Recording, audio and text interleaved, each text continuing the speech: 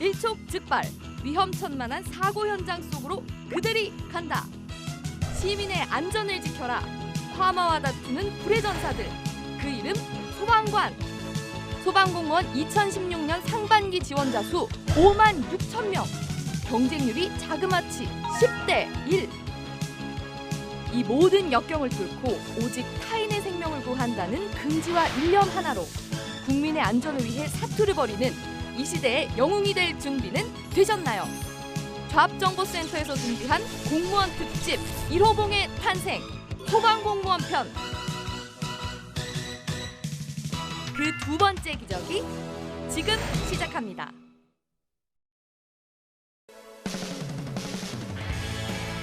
안녕하세요. 취업정보의 모든 것 잡정보센터의 김승재입니다. 안녕하세요. 이은정입니다. 네, 요즘 우리 취업준비생들 여러분들 중에서 자취하는 분들이 참 많다고 하는데요. 네. 이분들에게 반가운 소식이 있다고 하죠. 네, 집 걱정 없이 취업과 학업에만 전념할 수 있도록 정부에서 최소 5천만 원에서 최대 8천만 원까지 지원해주는 청년 전세 임대주택 입주자 모집을 시행한다고 합니다. 그렇습니다. 다음 달 11일부터 온라인으로 접수한다고 하니까요. LH 누리집에서 신청 자격과 우선순위 등을 미리 확인해 보시면 좋겠습니다. 네, 저희 잡정보센터 공무원 특집 1호봉의 탄생. 네. 오늘도 첫 소식부터 마지막 소식까지 정말 기분 좋은 소식들로 가득 찼죠? 그렇습니다. 이게 3주간의 프로젝트 공무원 특집 1호봉의 탄생, 이번 주가 2주차 네. 소방 공무원 특집이었고요. 오늘이 그 마지막 시간인데 면접 합격 전략을 알아볼 겁니다. 여러분께 큰 도움 주실 귀한 분을 노량진에서 모셔왔는데요. 윌비스 고시학원의 수험 전략 연구소장을 맡고 계신 노종태 소장님 모셨습니다. 어서 오십시오. 어서 오십시오. 네, 안녕하십니까. 네. 네, 7급, 9급 공무원 시험 면접계 베테랑이고 또 저희가 얘기를 들었습니다. 네. 오늘 잡정보센터 공무원 특집에서 지금껏 쌓아오신 노하우를 싹 다 풀어주신다고 들었습니다. 네, 소방공무원 면접의 비중이 10% 정도밖에는 되지 않습니다만 네. 합부를 결정짓는 최종 관문인 만큼 소방공무원 면접의 전체적인 방향성이라든지 면접위원에게 자신이 최적화된 소방공무원이다라는 것을 어필할 수 있는 방법에 대해서 말씀을 드리도록 하겠습니다. 네. 오늘 방송도 기대를 해주시고요. 이번에는 지난주부터 매일 함께 하고 계신 분이지요. 취업준비생들의 멘토, 커리어 컬리지의 임송환 강사님도 자리하셨습니다. 어서 오십시오. 어서 오십시오. 네, 안녕하세요. 임송아입니다. 말보다는 행동으로 먼저 시민에게 다가가고 시민의 안전을 지키기 위해 노력하는 소방공무원이 되기 위해 오늘도 공시생들은 열심히 공부를 하고 있는데요. 그렇다면 과연 공시생들이 느끼는 면접에서의 어려운 점은 어떤 것이 있을까요? 화면으로 준비했습니다. 다 함께 만나보시죠. 면접관을 잘 만나야 된다고 그렇게 들었어요. 면접 볼 때 소방 학개론하고 법규를 많이 물어본다 그래서 선택 과목에도 법규랑 소방 학개론을 선택한 거고요.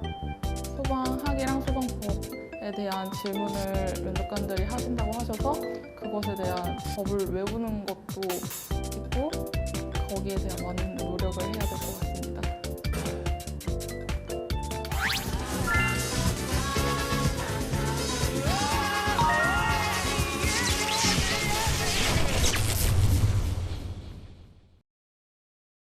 네, 공무원 특집 1호봉 탄생 함께하고 계십니다. 소방 공무원 특집인데요. 2주차 오늘 마지막 시간입니다.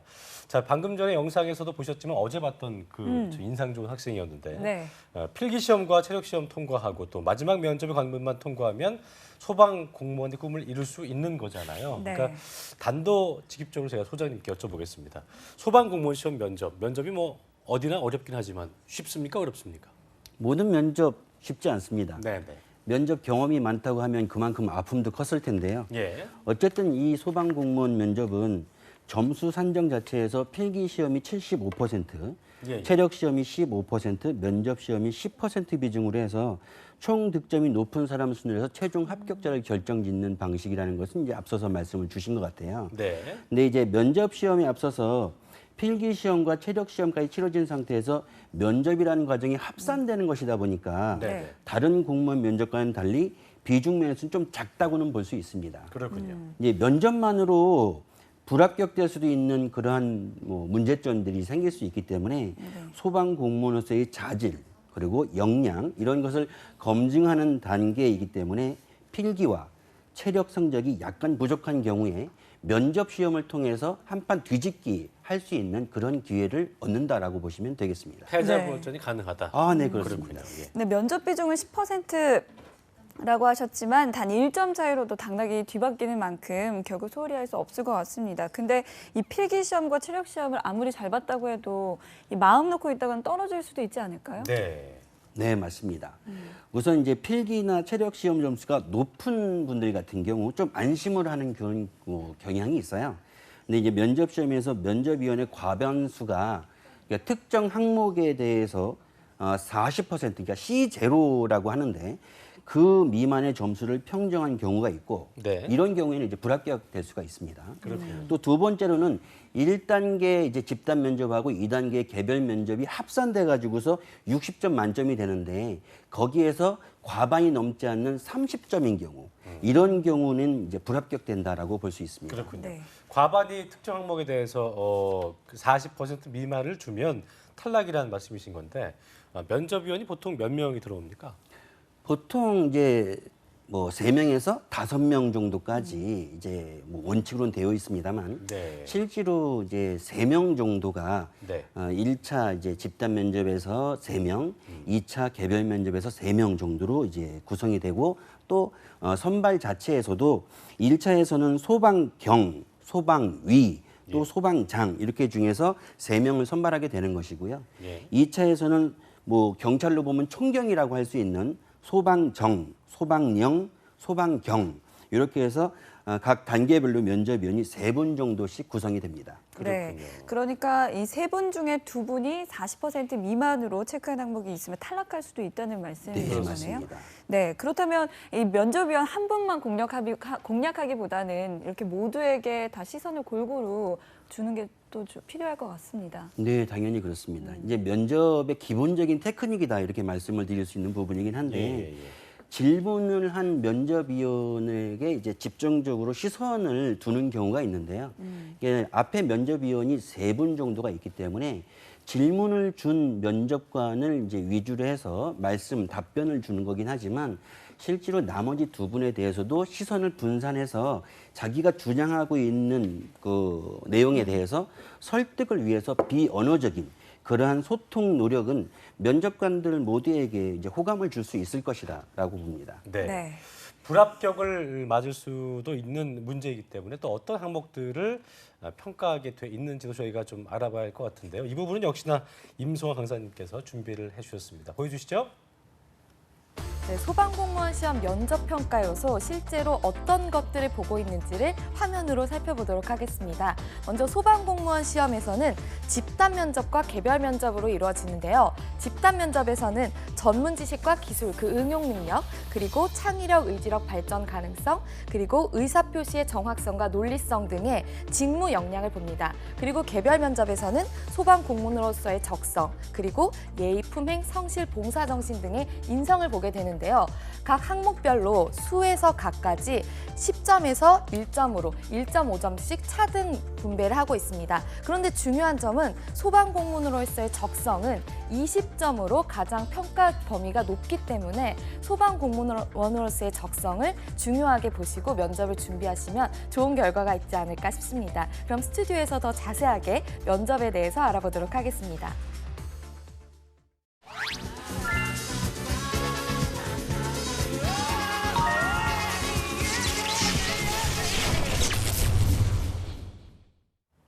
저희가 송화쌤을 통해서 표로 각 항목들을 자세히 살펴봤는데요. 우선 집단 면접 그리고 개별 면접 이렇게 2단계로 진행이 되는데 시간이 좀 중요할 것 같습니다. 시간은 어느 정도로 각 면접마다 소요가 됩니까? 뭐 앞서 방송에서 이게 지방직이라고 이제 말씀을 주셨잖아요. 네네. 그러다 보니까 각 지자체마다 조금 상이하게 진행되는 경향이 있습니다. 그렇군요. 이제 소방 면접의 원칙으로 본다고 하면 집단 면접하고 개별 면접으로 진행이 되게 되고요. 네. 네. 지역에 따라서는 많게는 40분에서 50분 정도, 적게는 20분 정도로 이제 진행이 되기도 합니다. 근데 여기에는 응시 인원의 규모에 따라서 면접위원회 재량으로 해서 약간은 변형돼 있는 그러한 면접 형식을 취하기도 합니다. 네. 이제 토론 형식의 이제 집단 면접은 30분 내외로 진행을 하게 되고 네네. 개별 면접은 10분에서 15분 정도 그 정도에 이제 실시되고 있습니다. 그렇군요. 네, 그렇게 장시간 동안 진행되는 건 아닌데요. 이 집단 면접을 약 10분 정도 진행한다고 하셨는데 그렇다면 몇 명 정도가 함께 면접을 보게 되는 겁니까? 10분은 아니고 한 30분 정도 이게 진행이 30분 되는데요. 이요? 네. 네. 지역에 따라서 좀 다르다라는 걸 좀 아까 말씀을 드렸어요. 네. 네, 일반적으로 집단 면접에서는 응시자가 6명에서 8명 정도 네. 이제 한 조로 편성이 돼 가지고서 면접 당일날 현장에서 제시되는 주제에 맞게끔 토론 형식을 갖춰 가지고 논리적인 주장 그리고 상대방의 의견에 대한 질의, 경청 이런 것을 통해서 결론을 도출해내는 그러한 형식이라고 이제 말씀을 드릴 수 있겠습니다. 네, 네. 저희가 잠시 착각을 했었는데 토론 형식 중에 집단 면접이 30분 30분. 내외였고요. 개별 면접이 이제 10분에서 15분 내외라는 거 기억하시면 되겠습니다. 네. 자, 집단 면접 6명에서 8명이 그 찬반 형식으로 토론을 진행한다고 하셨는데 주제가 또 궁금합니다. 또 이게 난해한 주제가 나오면 뭐 시간 많아도 얘기 못하는 건 뭐 꿀먹은 벙어리 되는 거는 누구나 마찬가지일 텐데요. 네, 맞습니다. 보통 소방공무원에 관련된 주제가 나오지 않을까 싶은데 어떻습니까? 아이고 잘 보셨습니다.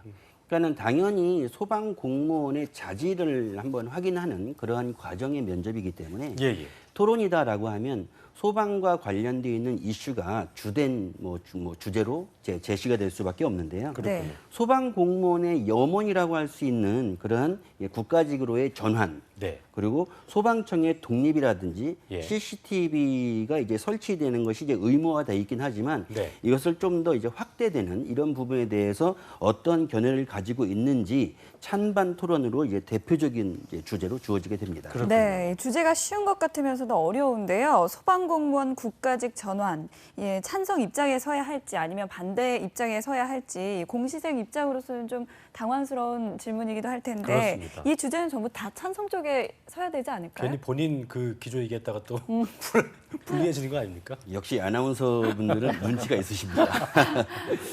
아무래도 이제 소방 공무원이 이제 국가직 전환에 대해서 찬반 토론을 실시한다라고 하면 네, 당연히 응시생들 모두가 찬성 쪽에 서지 않겠습니까? 네. 그렇죠. 네, 그렇게 되면 자연스럽게 황금 분할로 이제 찬반 쪽이 나누어진다는 것은 불가능하다라고 볼 수 있습니다. 예. 이제 따라서 이런 경우에는 토론 형식을 갖추기 위해서 랜덤 형식으로 면접위원들이 응시자들을 짝수 번호, 홀수 번호로 나눠 가지고서 찬반을 지정해주는 그러한 형식으로 이루어지기도 합니다. 그렇군요. 그렇다면은 반대쪽 입장도 견지를 하고 있긴 해야겠네요, 그렇죠? 네, 그렇습니다. 음. 그러니까는 앞서서 말씀드린 이제 토론 주제들은 소방 공무원이라면 누구나 다 공감할 수 있는 부분들이고 네. 예. 찬반 쪽에서 명확한 입장을 가질 수 있는 그러한 주제들이 됩니다. 그렇군요. 하지만 이제 소방의 토론 면접이라는 것이 찬반 어느 쪽에 뭐 유리하게 논쟁을 벌이는 이러한 뭐 토론 형식이 아니기 때문에 네. 토론 과정에서 발표력이나 예절, 사고 등을 평가하는 그러한 형식으로 애초에 토론이라는 형식을 택한 의도 자체도 조직 융화에 초점을 두고 있습니다. 그렇군요.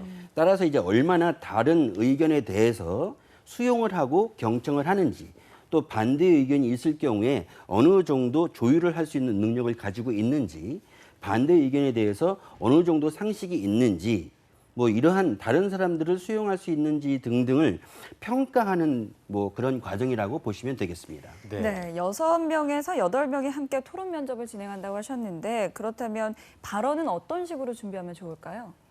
이것은 그냥 일반적으로 뭐 TV나 이런 데서 얘기하는 100분 토론 이런 네. 거하고는 좀 거리가 멀습니다. 네. 그런 선입견을 갖고 계시면은 좀 안 되고요. 네. 일반적으로 보통 30분 정도에서 진행이 되는 과정이다 보니까 8명 정도가 들어간다라고 했을 적에 각각 4번에서 5번 정도의 발언 기회가 주어지게 됩니다. 네. 뭐 토론이라는 형식이다 보니까 기본적으로 모두 발언이라는 걸 통해서 한 사람씩 차례대로 진행이 된 다음에 그 이후부터는 이제 손 들고 자유 발언을 이제 하게 됩니다.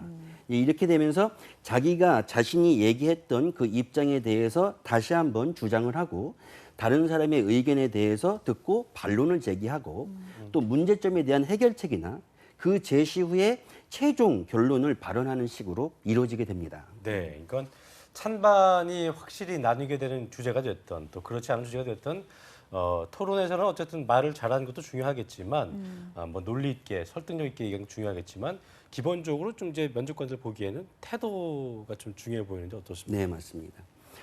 우선 이제 토론의 가장 기본적으로 일반화되어 있는 뭐 비율 이렇게 얘기한다면 네. 경청이 8할 그리고 이제 자기의 주장을 논리적으로 이제 펼치는 것을 2할 정도에서 8대2 비율을 보통 얘기합니다. 비율이 꽤 크네요. 예, 예. 그만큼 응시자들 입장에서는 토론 면접을 준비할 적에 경청을 잘하고 또 자세를 바르게 하고 토론 참여자들의 이야기에 잘 호응해주고 자세를 이제 태도적인 그런 부분에서 좀 유념을 하면 좋겠다라는 말씀을 드리고 싶고요. 토론 과정에서 흥분한다거나 자신의 의견을 타협하지 않고 집요하게 주장을 한다거나 예. 상대방의 의견을 무시하는 등의 언행이 있다면 정말 바람직하지 않은 면접을 치른다라고 볼 수 있습니다. 네. 네. 저희가 이 흥분 얘기만 나오면 굉장히 좀 흥분되는 게 예전에 제가 이제 면접하다가 이렇게 또 열을 올리게 되는 경우가 있는데 제가 볼 때는 그 소방공무원직 면접하시는 분들은 이런 상황을 떠올리면 좋을 것 같은 게요. 네. 어쨌든 붙어서 합격을 해서 선배들과 함께 이제 이야기하는 장면을 떠올려 본다면 그 자리에서도 소방직과 관련된 어떤 그 주제로 토론을 하게 되는 경우가 될 테니까 그런 자리에서 막 선배들 말 자르거나 그러지 않잖아요. 그러니까 그런 것들을 기억하시면서 좀 내가 어떻게 하는 게 좋을지 좀 이미지 메이킹 해보시고 생각하시는 게 중요할 것 같습니다. 자, 혹시 그 소장님께서 그렇다면은 시청자 우리 구직자 여러분들을 위해서 예상 문제 하나 좀 알려주신다면 어떤 게 있을까요? 네, 이제 소방 분야에서는 염원이라고 할 수 있는 것이 소방청의 독립이라든지 국가직으로의 전환이라든지 이런 것이 뭐 가장 핵심적인 거라고 볼 수는 있는데요. 예. 이것이 계속해서 나왔기 때문에 새로운 것이 필요하다라고 한다면 소방 전문 병원 같은 경우가 중요하다라고 말씀을 드릴 수 있겠습니다. 네, 이게 워낙 소방 분야의 수건 사업이기도 하거든요. 네. 근데 이제 매년마다 이게 얘기가 나오면서 재정 문제로 해가지고 계속해서 백지화되는 그런 상황이 있기 때문에 좀 아쉬운 부분이 있습니다. 네, 이게 이 경찰병원 같은 이 소방공무원을 위한 전문 병원을 말씀하시는 네, 거죠? 맞습니다. 예. 경찰병원을 아시는군요. 송파구에 위치하고 있죠. 네. 예. 네. 근데 소방 전문 병원은 예. 없습니다. 이 소방 전문 병원 같은 경우 좀 많이 필요하다라고 하는 이유가 뭐냐면 경찰 같은 경우는 틀림없이 범죄라든지 현장 상황이라든지 이런 걸 보게 되면 자상이라든지 타박상이라든지 뭐 심한 경우에는 이제 총상 같은 경우도 있고 한데 네. 우리 소방 같은 경우는 이런 거랑은 전혀 상관이 없습니다. 오히려 뭐 심각한 현장에서의 심각한 화상을 입는다라든지 아니면 참혹한 현장을 보고서 이제 트라우마가 생긴다든지 라고 하는 그러한 부분들이 있기 때문에 심각한 후유증을 전문적인 치료를 뭐 받아야 될 필요성이 있습니다. 그렇죠. 그렇다 보니까 현재로서는 그냥 일반 병원을 뭐 이용하는 그런 상황이 되고 있는데 소방 공무원 시험 응시자들은 이 문제에 대해서 소방 전문 병원의 설립 취지 그리고 왜 필요한가 당위성에 대해서 좀 더 관심 있게 좀 알아두셨으면 좋겠습니다. 네, 그러니까 이 부분은 저희가 딱히 생각하지 못했던 부분인데 소방 공무원들 입장에서는 굉장히 좀 서운할 수도 있는 부분일 네, 것 맞습니다. 같아요. 왜 그러냐면은 진짜로 뭐 피해를 입는다는 게 매번 이 화마와 싸우는 현장이기 때문에 또 부상당할 수 있는 염려도 많을 테고요. 이런 부분들을 좀 잘 생각해 보시고 뉴스들을 찾아보시면 분명히 또 있을 거라는 얘기죠. 우리가 관심을 안 가졌기 때문에 그렇지만 관심을 갖는다면 분명히 그 주제가 있을 테니 좀 찾아보시면 분명히 시험에 도움이 되지 않을까 그런 생각을 해봅니다. 자, 그리고 이제 집단 면접 알아봤고요. 개별 면접을 좀 알아봐야 될 텐데 어떤 질문들이 주로 이릅니까? 뭐 개별 질문이라고 하면은 그 한 사람 한 사람에 대한 것을 좀 알아보기 위한 것 아니겠습니까? 그러다 보니까 이제 사전에 자기 소개서라든지 적성 검사 이제 결과지 네. 그리고 신원 조회 결과 이런 것이 이제 면접관들한테 이제 기본적으로 제공이 되고 있는 상황입니다. 예. 따라서 이와 연관되어 있는 질문들을 하는 것이 되겠고요. 기본적으로는 소방 공무원의 자질을 검증한다라는 차원에서 지원 동기 그리고 자신의 이제 장단점이라든지 사회 경험 그리고 소방 공무원에게 필요한 역량이 무엇이고 그것이 어떠한 역량을 자신이 갖추고 있는지 또 향후에 자기 개발 계획은 어떤 것을 가지고 있는지 국민이 소방 공무원에 대한 인식은 어떻게 생각하는가 그리고 1분 자기소개 자신만의 스트레스 해소법 같은 그런 일반화되어 있는 그 질문부터 시작해서 소방 분야와 직접적인 관련이 있는 전문 그러한 질문들도 있습니다. 예. 그래서 심폐소생술이라든지 소화기 사용법, LPG와 LNG의 차이점, 예. 위험물 분류 방법, 소방력 이러한 질문으로 해서 나오게 되는데 뭐 지방직으로 이제 돼 있다 보니까 당연히 소속 지자체에 관련돼 있는 지역 정보도 포함돼서 질문이 주어지기도 합니다. 그렇군요. 네, 이 심폐소생술과 소화기 사용법 같은 경우에는 직접 해보는 건가요? 면접장에서 그렇게 하기는 좀 곤란하고요. 어렵겠죠? 소화의 깊은 사들은 큰일 나죠. 네. 좀 어렵고 이제 네. 대부분이 이제 구두로 이 설명을 하게끔 하게 돼 있습니다. 네. 그래서 소방 공무원의 역량을 보는 가장 기본적인 테스트라고 볼 수 있기 때문에 그 외에도 제세동기 조작법에 대해서도 이제 구두로 설명을 요구하기도 합니다. 네. 참 이게 좀 쓸데없는 생각일 수도 있는데 소화기 사용법 하니까 갑자기 떠오르는 게 이제 그 이영애 씨하고 유지태 씨 나왔던 영화 봄날은 간다 본 적 있어요? 네. 아니요, 보진 않았지만. 사랑이 어떻게 변한 이런 거 있었는데 거기서 어쨌든 이영애 씨가 그 소화기 사용법 알아요 하면서 이제 그 작업 일종의 작업 멘트인 것 같은데 네. 그런 거 합니다. 유지태 씨한테도 하고 그 다음 남자한테도 하고 예 기억 안 나요? 기억 안 나. 안 납니까? 에이, 너무 어쨌든 옛날 영화. 예, 뭐 그러긴 하지 합니다만 이게 소화기 같은 경우는 이제 안전핀을 뽑는다, 뭐 노즐을 잡고 레버를 당긴다 이거로 알고 있거든요. 맞습니까 이게? 뭐 대충은 뭐 그 정도라고 하면 네네. 현장에서 사용을 하실 수 있을 것 같습니다. 네. 근데 사실 이제 가장 기본적인 부분이죠. 이제 초기에 이제 화재를 이제 진압할 적에 소화기를 소방차 한 대와 견줄 만큼 예. 그렇게 굉장히 중요하다라는 얘기를 하거든요. 근데 우선 사용법에 대해서 말씀드리면 우선 당연히 화기에 가깝게 이 소화기를 가지고 와야 되겠죠. 예. 그런 다음에 이제 손잡이 부분에 이제 안전핀을 우선 제거를 하게 되고 그 다음에 바람을 등지고 이제 호스를 불 쪽에 향해 가지고 손잡이를 힘껏 움켜쥐고 빗자루를 쓸듯이 이제 뿌리게 되는 예. 그러한 방법이 가장 효율적인 소화기 사용법이라고 볼 수 있습니다. 그렇군요. 이게 그러니까 그 개별 면접 문제를 보니까 이제 평이하다는 생각이 들기도 하는데 전부 이런 질문인 건 아닐 것 같은데 어떻습니까? 다 이렇게 나오지는 않죠. 근데 이제 말씀하시기를 이제 평이하다 이렇게 말씀을 하셨는데 평이한 사실 게 아닙니까? 공무원 시험이 정기적으로 계속해서 치러지고 있지 않습니까? 근데 면접 질문이 거의 공개되는 실정입니다. 그러다 보니까 이제 면접은 심하게 말하면 형식적인 절차다라고까지 이제 얘기를 많이 했었어요. 근데 이제 최근에 인사혁신처에서는 이제 공무원 시험의 이제 담당 부처로서 면접도 진화해야 된다라고 하는 강한 의지를 보여주고 있다는 거죠. 네. 그의 결과로 해서 공직관을 강화를 한다든지 인성 검증을 강화한다.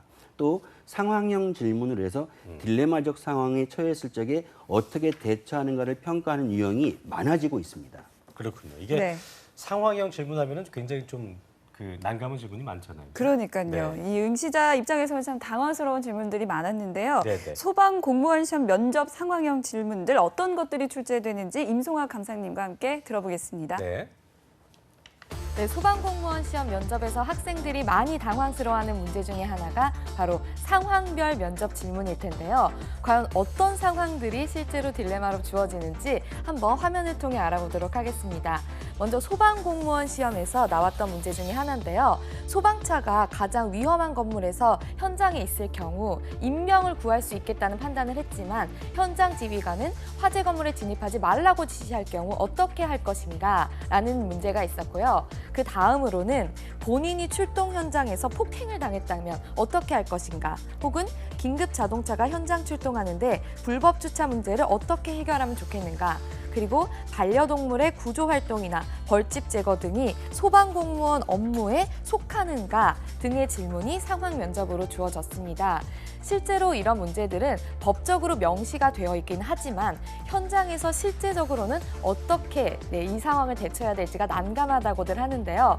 여러분의 생각은 어떠신가요? 스튜디오에서도 함께 고민해 보시죠. 네, 뭐 항상 그렇지만 역시나 하나같이 굉장히 고민되는 상황들일 텐데요.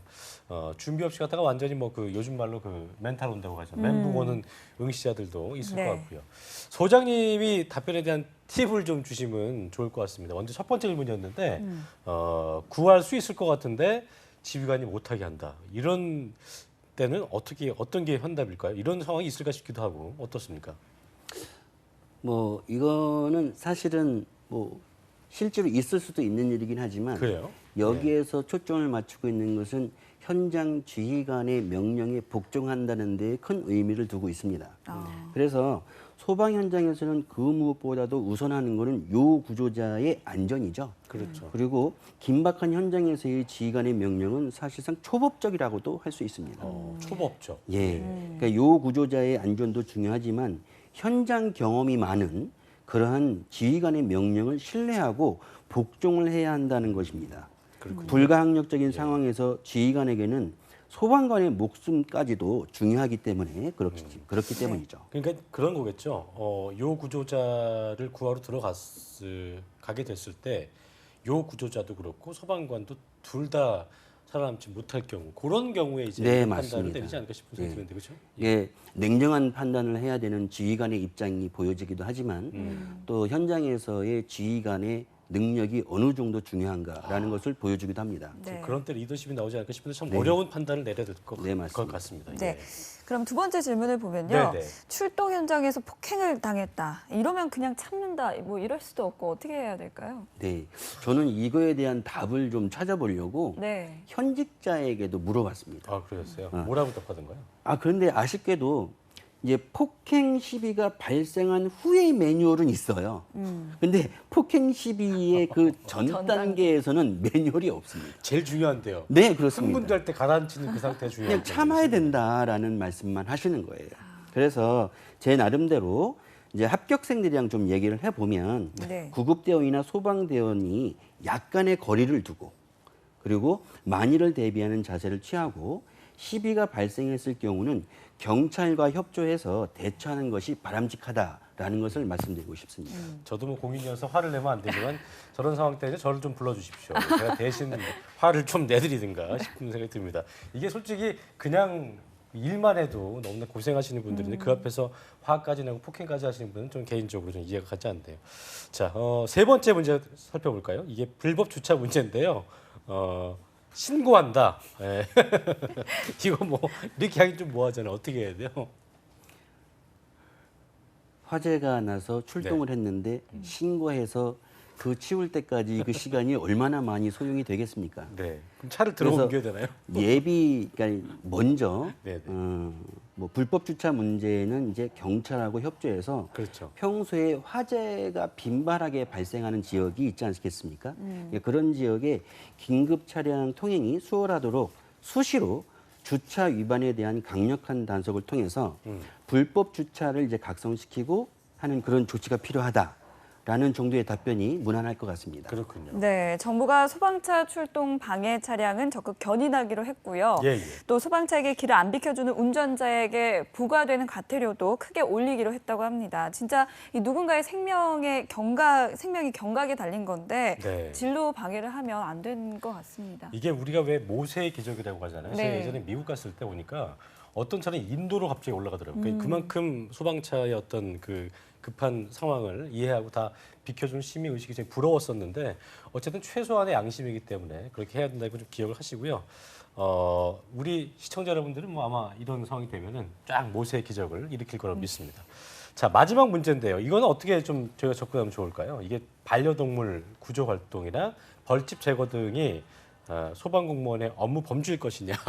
이것도 참 애매해 보입니다. 네, 이거 엄격히 말씀드리면 소방 공무원의 범주라고 보기는 어렵습니다. 사실은 근데 이제 위험하잖아요. 구청 네네. 쪽에서 이제 예. 담당해야 되는 그런 부분이라고 볼 수 있는데 예. 지금 김승재 아나운서님께서도 말씀하신 것처럼 위험하다라는 말씀하셨잖아요. 예, 예. 그렇듯이 반려동물과 관련돼 있는 생활 구조 활동이라든지 예. 벌집 제거 활동 이런 것들은 일반인들이 장비나 전문 지식 없이 구조를 하거나 제거하려다가 그러니까요. 오히려 더 큰 사고를 당할 수 있거든요. 예. 그래서 이런 경우가 발생하게 되면 반드시 119에 신고해서 도움을 받도록 한다라고 하는 것이 맞습니다. 네. 따라서 소방 공무원의 뭐 역할, 업무 범위 속한다라고 말씀을 주시는 게 맞습니다. 네. 네, 이렇게 상황형 질문에 대해서 알아봤고요. 또 다른 추세가 공직 공직관 강화 그리고 인성검증 강화라고 합니다. 이 중요한 부분에 부분이죠. 대해서도 어떤 질문들이 어떤 것들이 있는지 한번 알아보겠습니다. 임송아 강사님이 전해주시죠. 네, 소방공무원 시험 최근 면접 트렌드 중에 하나가 바로 인성 검증과 공직관 강화인데요. 그렇기 때문에 개별 면접도 아주 철저하게 준비를 하셔야겠습니다. 그럼 어떤 문제들이 실제로 주어지는지 화면으로 같이 한번 살펴볼 텐데요. 먼저 본인이 수행했던 업무 중 가장 만족감을 느끼는 것은 어떤 것이었고 그에 대해서 구체적으로 답변하라 라는 질문이 있었습니다. 그 뒤로도 추가적으로 한번 알아보면요. 인성 검증을 위한 문제인데요. 지금까지 해온 일 중 가장 어려웠던 일은 무엇이고 그에 대해서 어떻게 해결했는가라는 질문이 있었습니다. 다음은 공직관 강화에 대한 질문인데요. 소방 공무원 수행 업무 중에 가장 필요한 능력은 무엇이라고 생각하는가? 그리고 이어서 여러 가지 답변들이 함께 나오고 있습니다. 시청자 여러분께서는 어떻게 생각을 하시나요? 이 부분에 대해서 함께 고민하시면서 방송 계속 시청해 주시죠. 네. 이게 상황형 질문과는 좀 다르게 이런 질문들은 충분히 조금 그 수험생들이 견지를 하고 예상을 할 수 있는 부분이 아닌가 싶은데 어떻습니까? 일반적으로 이제 상황 질문이다라고 한다고 하면 자기가 지금까지 살아오면서 겪었던 그러한 경험들, 네. 이 경험치가 반영이 돼 있는 상태에서 설명을 하고 설득을 하는 그런 과정일 텐데요. 네. 대표적인 상황 질문일 뿐, 이거 지금 앞서서 이제 말씀해 주신 거는 대표적인 상황일 뿐입니다. 근데 다양한 질문들이 더 많고요. 당황하지 않고 자신이 소방 공무원이라면 이라는 생각하고 또 관심을 가지고 준비한다면 충분히 해결할 수 있는 그런 내용들일 것입니다. 네. 네. 면접에서 주의해야 될 사항 이런 것들은 이제 거짓 없이 솔직하게 이제 자기를 표현을 해야 되는 것이고 인터넷이라든지 합격생들 네. 이런 사람들의 후기 이런 걸 보고서 그냥 자기 얘기가 아니라 남의 얘기를 갖다 쓰는 그러한 상황이라고 하면 면접관이 제대로 평가해 줄 수는 없는 거거든요. 그러다 보니까 면접위원들도 어느 정도 진실성을 알고 있고 또 면접에서 자신을 과장되게 이제 표현하려고 하는 드라마틱하게 꾸미려고만 한다고 하면 네. 네. 정작 자신을 제대로 어필하기는 어렵습니다. 그렇군요. 네. 자, 합격, 불합격 유형이 있을 것 같은데요. 소장님, 어떤 유형인지 간단히 좀 짚어주시죠. 예. 원론적인 이제 말씀을 드릴 수도 있는 건데 네네. 면접에서는 자신도 모르게 면접을 하는 과정에서 인성이 나타날 수도 있는 거거든요. 그래서 그런 것을 먼저 좀 조심하면서 면접에 임해야 된다는 걸 먼저 말씀드리고요. 예. 합격 유형 같은 경우는 올바른 인성을 갖춘 응시자로서 자신감하고 발전 가능성을 충분히 견지하고 있느냐라고 하는 것이 가장 중요할 수 있고요. 최근 들어서 이제 공직의 역할을 충분히 수행해 나갈 수 있는 수행해 나갈 수 있는 그러한 인재인지 또 헌신할 준비가 되어 있는 사람인가 이런 것이 이제 합격 유형이라고 볼 수 있겠지만 네. 이제 불합격할 수 있는 그런 유형이라고 보면 네. 아주 이제 편향적인 사고를 갖고 있거나 자기 주장이 너무 강해서 또 리더십을 좀 어필하려다가 이제 고집이 센 그러한 유형으로 보이게 된다 보면 어느 누구도 좋은 평가를 받을 수는 없습니다. 네, 그렇군요. 이게 보니까 어쨌든 자신 있게 좀 본인의 이야기를 솔직하게 하는 것이 중요하지만 또 과유불급이다. 그러니까 너무나 과한 포장하는 것도 중요하지 않다는 거 얘기하셨었고, 자 오늘 그 소방공무원 시험 면접에 대해 자세히 좀 알아봤는데 끝으로 공시생들에게 그 면접 합격의 비법, 이 노하우를 좀 엑기스로 정리해 준다면 어떤 게 있을까요? 예. 그러니까 모든 면접은 상호 커뮤니케이션이 이제 이루어지는 것이라고 볼 수 있겠습니다. 네. 이제 의사소통을 그만큼 중요시한다라는 건데요. 질문에 대해서 명확한 답변 그리고 아이 컨택이라고 하는 것이 가장 연습이 좀 돼야 될 부분입니다. 네. 또 면접 학원에서 이제 제시되는 면접의 요령 같은 경우는 처음 준비하는 응시생들에게는 필요합니다. 하지만 이제 정작 면접을 위해서 더 필요한 것은 이 소방 공무원 면접을 준비한다라고 하면 그러한 사람들끼리 모여서 면접 스터디를 하는 것이 제일 중요합니다. 네, 네. 알겠습니다. 정확한 답변, 아이 컨택을 연습하고 면접 스터디를 통해서 실전 준비를 하라 이렇게까지 정리를 해주셨으니까요. 꼭 기억하시면 좋을 것 같습니다. 네.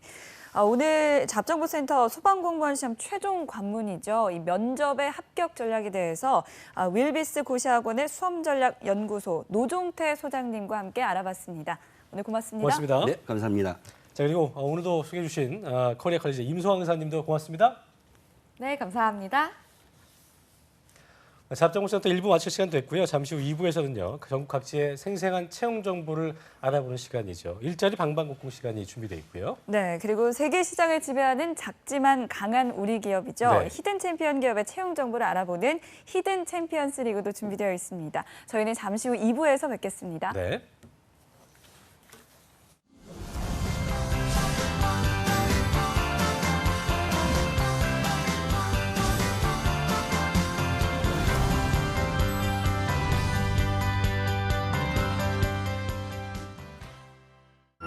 당신에게 직업은 무엇입니까? 저에게 직업은 미래? 직업은 희망이죠. 저에게 있어 직업은 기회 아닐까요? 대한민국의 미래를 만들고 희망을 비추고 기회를 나누는 일. 한국직업방송이 함께합니다. 직업에 대한 다양한 콘텐츠를 만날 수 있는 한국직업방송 1등 보도 채널 연합뉴스TV가 새롭게 만듭니다. 지난 일주일간 당신은 5번의 출근, 2번의 야근, 3번의 미팅, 2번의 데이트를 하며 12번의 환경 보호를 실천할 수도 있었습니다. 나무를 베지 않는 착한 아메리카노 나왔습니다. 환경 보호, 생활 속에서도 실천할 수 있습니다.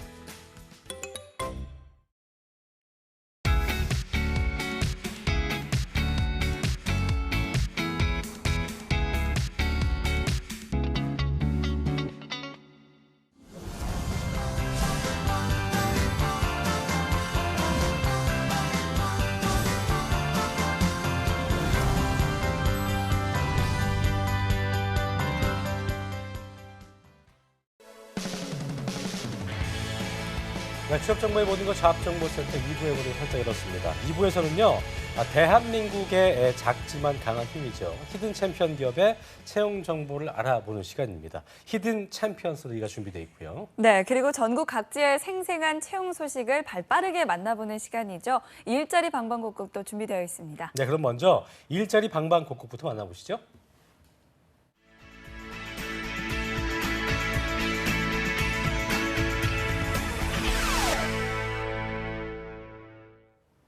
전국의 채용 소식을 알아보는 일자리 방방곡곡, 오늘은 청주고용센터부터 들러보겠습니다. 네, 청주고용센터의 서은일 주무관님 전화 연결되어 있습니다. 주무관님 안녕하세요. 안녕하세요. 네, 안녕하세요. 청주고용센터 서은혜입니다. 자, 오늘 충청 지역 소개해 주실 채용 정보 어느 도시의 채용 정보입니까? 네, 충북 음성군 소재 제조업체에서 품질사무원 구인권과 네. 청주고용센터에서 진행되는 집단 상담 프로그램 준비했습니다. 그렇군요. 네, 먼저 품질사무원 구인권부터 알아보겠습니다. 네, 먼저 소개해드릴 구인 사업장은요, 주식회사 코스메카 코리아입니다. 네. 네. 화장품 제조업체로서 충북 음성군 대소면에 위치하고 있고요. 현재 품질관리 사무원 1명을 채용합니다. 지원 자격은 학력 초대졸 이상이고 경력은 무관합니다. 네, 네. 그렇군요. 신입 지원인 것 같은데요. 무엇보다 이게 신입이면은 급여가 되게 중요할 텐데 급여는 얼마나 주는 겁니까? 네, 주 5일 근무의 연봉은 2,600만 원 이상 지급된다고 합니다. 접수 마감일은 채용시까지니까요. 입사 희망하시는 구직자분들 이력서 자기소개서 준비하셔서 이메일로 지원하시기 바랍니다. 네, 그런데 이렇게 충청 지역 접수 마감이 채용시까지라고 뜨는 경우에는 경쟁률이 높은 편인가요?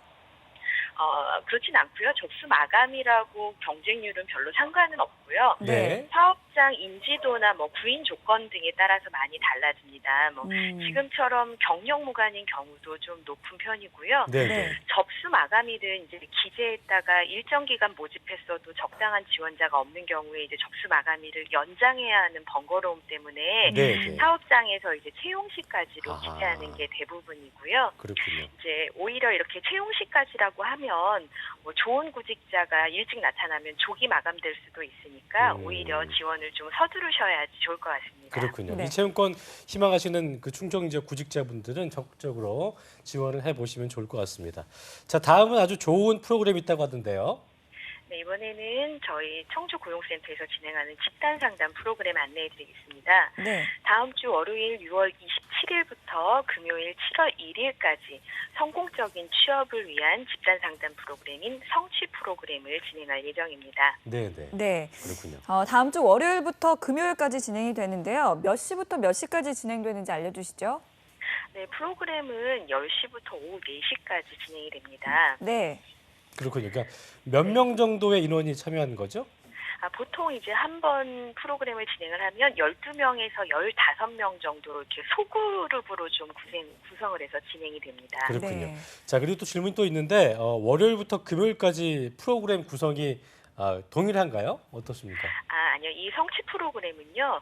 그 참여한 인원이 하루에 6시간씩 총 5일 동안 처음부터 끝까지 전부 다 같이 하는 프로그램입니다. 그래서 날짜별로 다 구성이 달라요. 그래서 뭐 이력서 작성하기라든지 나 자신 알아보기, 재취업의 걸림돌 극복하기, 뭐 일자리 정보 탐색하는 방법이나 모의 면접 뭐 이런 식으로 다양한 커리큘럼으로 구성되어 있습니다. 그렇군요. 네.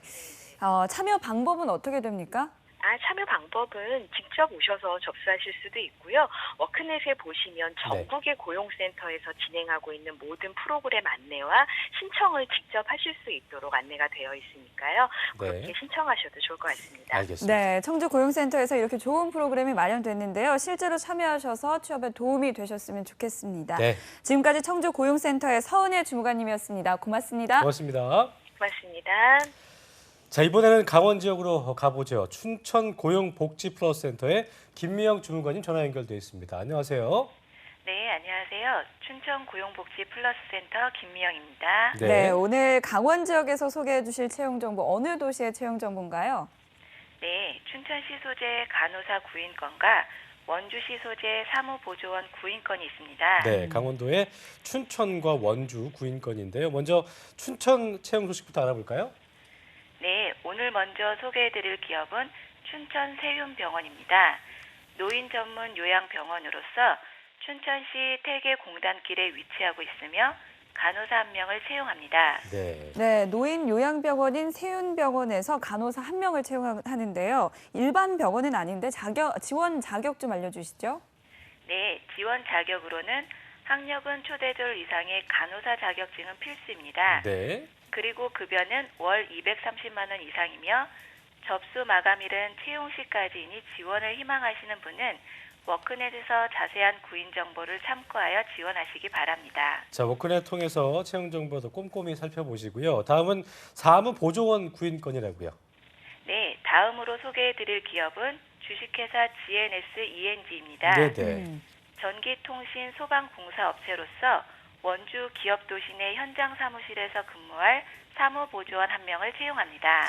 네, 그런데 소재한 곳이 좀 특이한데요. 정확히 어떤 곳인가요? 네, 본사는 경기도 고양시 일산 동구이고요. 네네. 원주시 지정면에 구축되는 원주 기업도시 내 현장 사무실 근무입니다. 그렇군요. 네. 이게 주식회사 GNS ENG 원주에서 근무한 건인데 사무보조원 지원 자격 좀 알아볼까요?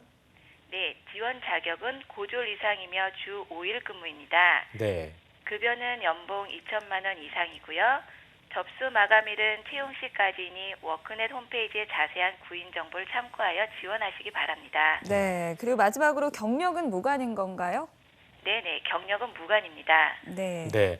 오늘 그 강원시 채용권 모두 마감일이 채용 시까지인데 구직자분들 조금 더 서둘러서 지원을 하시면 되겠고요. 지금까지 춘천 고용복지플러스센터 김미영 주무관이었습니다. 고맙습니다. 고맙습니다. 고맙습니다. 네, 지금까지 일자리 방방곡곡 충청북도 음성군과 청주시 그리고 네. 강원도 춘천 원주시의 채용 정보 살펴봤습니다. 네.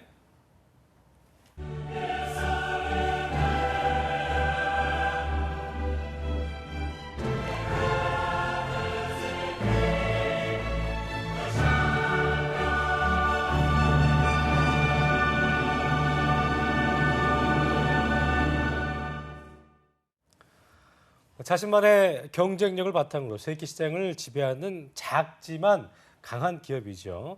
히든 챔피언 기업을 적극적으로 소개해드린 코너입니다. 히든 챔피언스 리그입니다. 네, 오랜만에 나오셨는데요. 취업 포털 커리어의 한주연 부장님과 함께합니다. 어서 오십시오. 오십시오. 네, 안녕하세요. 네, 반갑습니다. 네. 자, 오늘은 그 어떤 히든 챔피언 기업 갖고 오셨습니까? 네, 오늘 소개해드릴 히든 챔피언 기업은요. 네. 의류 분야 제조 및 유통 그리고 판매 사업을 하고 있는 슈페리어 기업입니다. 슈페리어요. 네, 제가 잘 몰라서 그러는데 네. 이 패션 분야라고 하면 네. 해외 유수 브랜드 속에서 또 경쟁력이 특히 치열할 것 같은데요. 네네네. 이 슈페리어 기업 같은 경우에는 어떻습니까?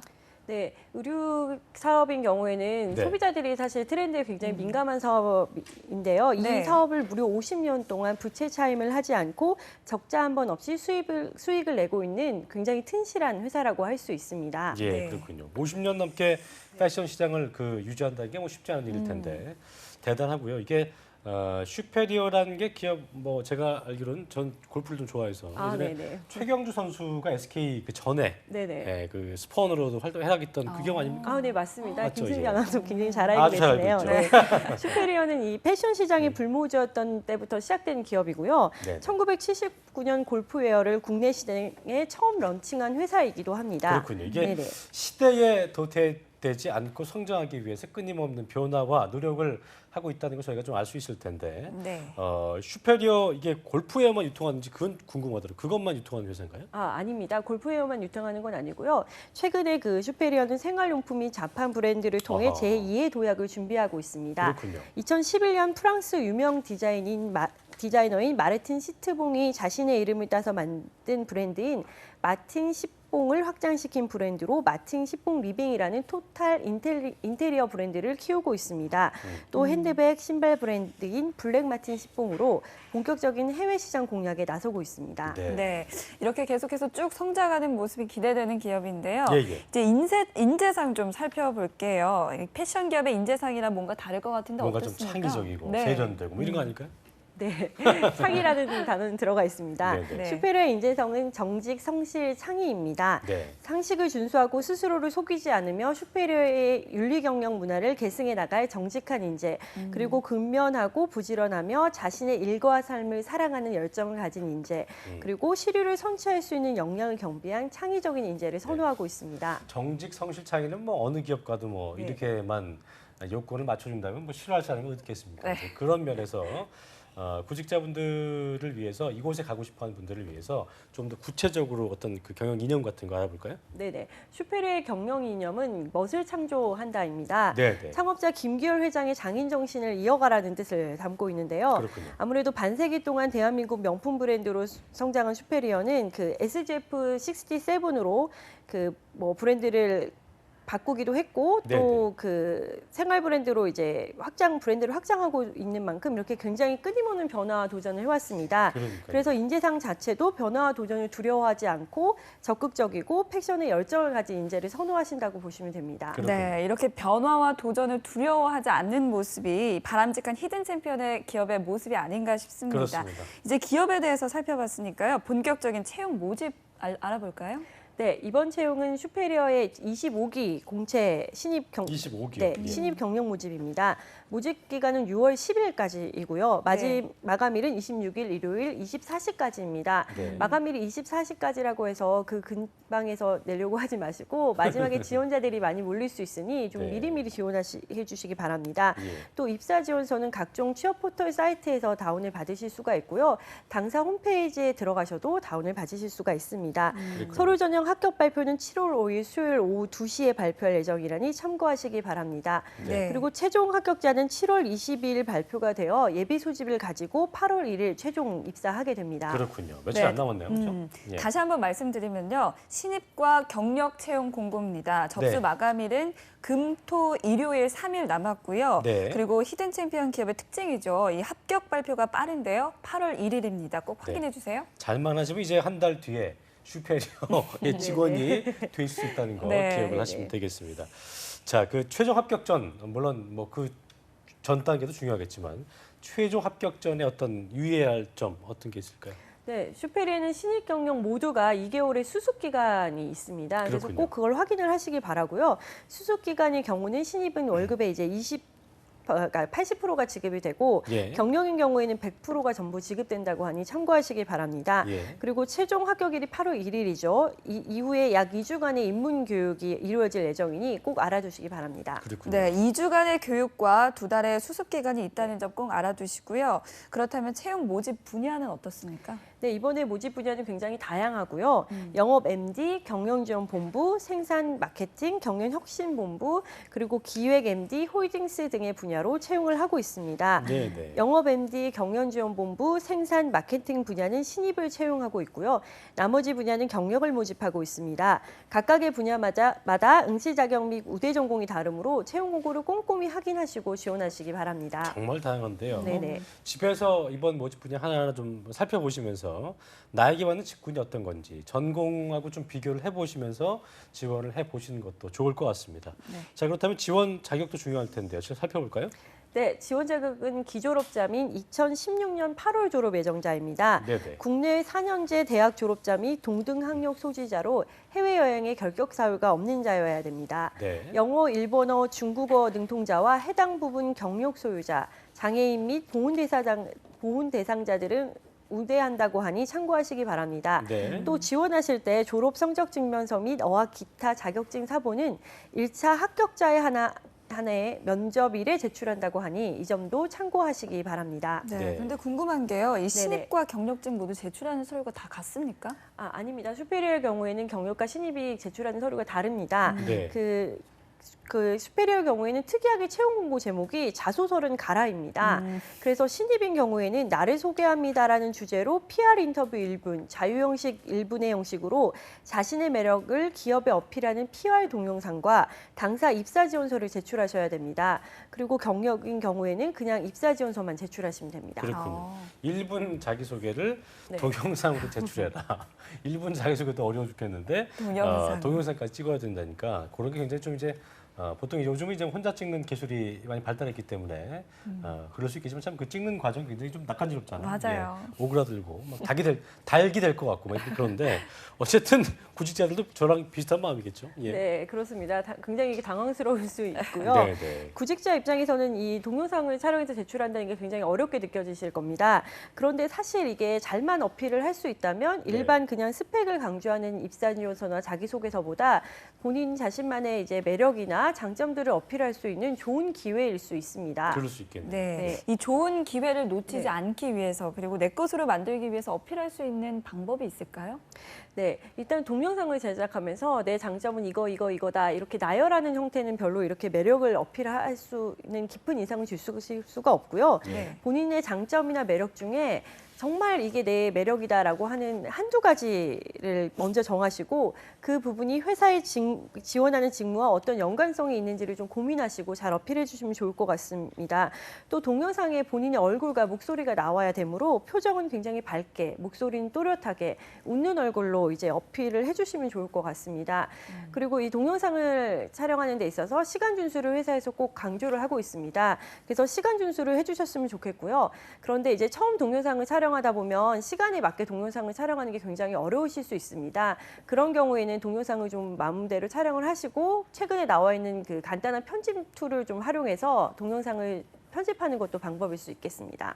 그렇군요. 이게 100번 정도 동영상을 좀 찍어보고 다시 확인해보고 좀 수정해야 될 그런 시간이 좀 필요할 것 같고요. 자, 그런데 이렇게 뭐 독특한 채용 방식을 하는 이유가 좀 궁금합니다.